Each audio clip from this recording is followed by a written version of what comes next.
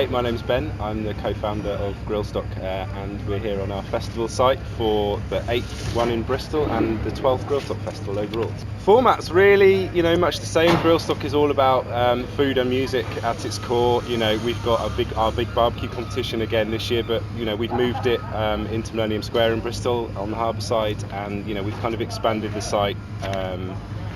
Just to make it a bit more of a better experience for people, I think, and the space is there in Bristol to do that, so we're looking forward to kind of seeing how that works. Bristol's our home. It's where we started Grillstock, and it's such a great city to put on events because we've got all this wonderful space, and the council's always been willing to work with local businesses to put on events. There's so many contractors, and all the suppliers for the festival are local, which is great and makes life a lot easier for us. The core of it is the barbecue competition, and that's where it all began. The music and everything else around the festival has kind of grown alongside it, and obviously it's got bigger every year. So people come for various different reasons for Grillstock. They might come just to see a band, they might come to just sample some barbecue. But having the mix of the two and all the stuff in between, all the food and the drink in between, just makes it, I think, a really good experience for people to get involved with. It's just what we like. It's barbecue and music, and it's really simple, but it's what people seem to keep coming back for and enjoying every year. When we started Grillstock, there wasn't anything like these barbecue competitions that we had seen in the States, and that's the reason why it all began, really, because we wanted to bring that together. And in the first few years, no one was really sure what it was supposed to be, so it's really found its feet over the last, like 2 or 3 years, I'd say, and it's really grown. And, we've got 27 teams competing this year. We had over 100 apply, and, we could have grown it again, but we just don't have the space to do it, in this site. But, I think for the size of the competition, it's really great because it allows the right number of people to come in and have a great experience, with proper barbecue. All the competition teams, we give them extra meat so that they can cook it, and the public can share and sample, and they can talk to the teams about what they're doing and what they're cooking and how they're cooking it. And that was really important for us, not just the experience of kind of eating the best barbecue that you can get, but also the education side of it as well. There's a hell of a lot of beer and cider on site too, so lines up for a good weekend. But yeah, I mean, the meats, there's an incredible amount of meat here actually, and hopefully it all gets cooked and eaten and enjoyed. Last year we used the same layout as we have done for the past 7, and it got to the point where it was so popular that we've kind of run out of room. We didn't really want to move from this location because it's such a wonderful location in Bristol. There are loads of other spaces we could have done it. We could have done it at a greenfield site somewhere, but this is our favourite spot, and really the only option was to expand the site in and take Millennium Square as well. So actually it's worked out really nicely in terms of laying things out, because it's allowed us to sort of remove some of the traders and things that we had in the amphitheatre, which frees up more space for crowds for the main stage. And also given the barbecue competition a really nice kind of separate area to do its own thing. While we don't want to kind of separate the two elements of the festival, logistically you kind of have to a little bit. So, but yeah, I mean, it's really exciting. I think it's the first time a festival's done this in Bristol and taken this space as it is with Millennium Square and kind of incorporated it all into one. So it's going to be really interesting how the weekend goes with that. It looks like it's going to go really well. So back in 2015 we worked with Dick T. We did 3 festivals. We did Bristol, Manchester and one in London. He's the top guy, and he really knows his stuff, and we needed the help to produce those events in fairly quick succession, and to a really high level. And we decided, because we're expanding the site this year, and it's growing in size and everything else logistically, and it was just the right choice to bring Dick in, and his experience in producing events, and he's done an incredible job of helping us pull it together with all the authorities and everyone involved to make it so far really successful in every sort of element along the way, because there's a hell of a lot of planning that goes into these things 6 months, 9 months in advance, and that's where the most of the work gets done. Now we're on site, it's just putting the bits of the puzzle together, but the real work gets done earlier in the year, and you know, that's Dick and his team done a great job. You know, the site map as well. You know, we've done the same thing for 7 years, and we know it works, and that's fine. But all of a sudden, having to come in and juggle things around with quite a challenging space as Millennium Square is, because it's got a fancy floor and weight restrictions and all that kind of stuff. We needed Dick and his team to come in and help us. So yeah, they've been great. I'm Dick T. I'm the production manager for Grillstock in Bristol 2017. We worked with them in 2015, where we did 3 festivals for them, and it was our first sort of visits to the brand, which we really like, Grillstock. So they called us up again in March this year and said, will we handle the Bristol show, which we were delighted with. You know, it's a unique brand. It's a very on-trend brand at the moment. Burgers and ribs and everything's very popular.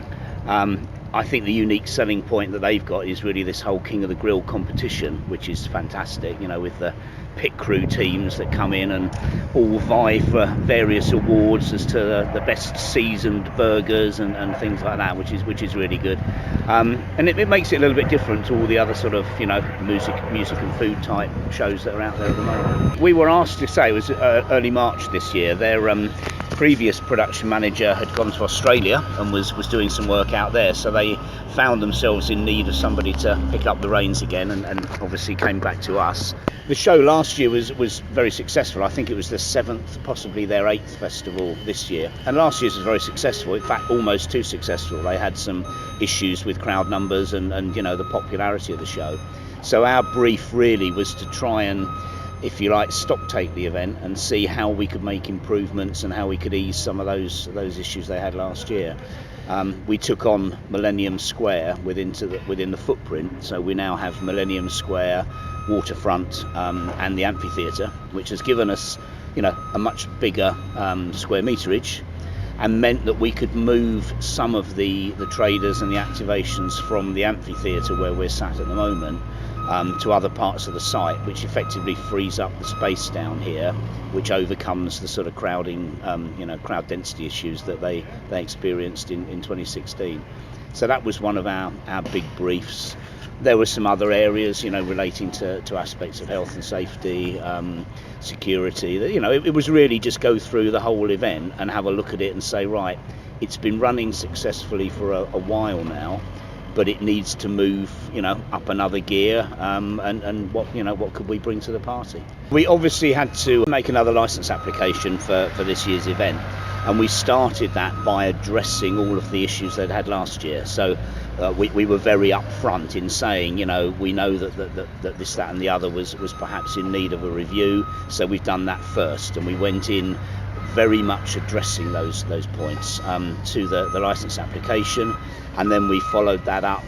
There were some representations back, you know, from the police and from the local authority, and again we very openly and honestly addressed those. And by the time we got to the SAG meeting, you know, with the local authority and the responsible bodies, they were very happy with the whole proposal, you know, and I think we went in there expecting a little bit of the newspaper down your trousers, you know, you're going to get your knuckles wrapped for a few things last year, and we actually went in and they were extremely complimentary, very supportive, and, you know, wished us well for this year. I think for this to be a success, I think we're looking for a good sized crowd.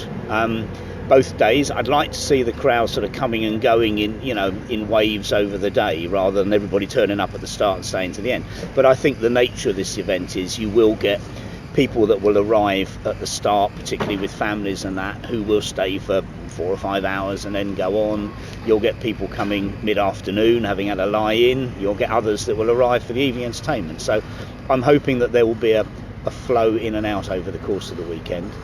I would like to feel that the facilities on site are, you know, adequate for those people to have a good time, that we can keep on top of things like litter, you know, that we can make sure that the toilets are functioning properly, and, you know, the basics that people expect when they come to a show. It is a city centre show, so, you know, there's always going to be issues with parking. You know, it's not like a big greenfield site. It's easier for people to get to because it's city centre and there's public transport and they can walk. But you know, that causes other issues in terms of artists arriving and potential congestion in the area and that. So you swap one set of problems for another. But I think if we can turn out at the end of this weekend with the police and the local authorities saying, well, you delivered on what you said you'd deliver on, you know, we had a good crowd, they enjoyed themselves, there were no serious incidences, then that's a job well done. So ask me on Monday is probably the best thing, isn't it? We handle all the production management for the BBC at the Radio 1 Big Weekend in Hull, which is obviously a huge event, 25,000 people a day, hundreds of bands and artists and performers. Actually did almost a mid-ground, because I then did the production on Elton John at the ABAC Stadium in Peterborough. So there's still some grass, which we then obviously covered, and the rest of it was concrete and tarmac, and that was a city centre football stadium. And then we've come to here, which is very much, a tiled concrete paving slab venue right in the heart of the city. There are lots of these, and we have experience of these. For over 20 years now, we've looked after the Rochester Castle concerts, the Medway concerts, again in a castle right in the middle of the town. And it is issues of access, it's issues of traffic management plans and things like that, which become more to the forefront in working here. But you've also got neighbours here. You have the person who always goes from A to B on their route to the office, and when they find a fence up in the way, there's a lot of public interface and sort of saying, well, I'm dreadfully sorry, but for the next 3 or 4 days, unfortunately, you're going to have to go to A to B via C, and those are the things that you don't tend to have such issues with out in bigger greenfield sites. We've pretty much stuck with the same suppliers.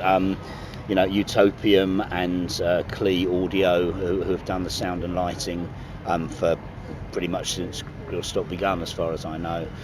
We have a different stage this year. We've gone to Acorn for the stage, which is a new one or a new supplier. But largely across the site, in terms of chillers and toilets and marquees and all the structures, we've stuck with people that we had confidence in, know the site and know the events. And particularly this year, as we were making changes to the site layout and the operation, I felt it was probably important not to change some of those key fundamental suppliers.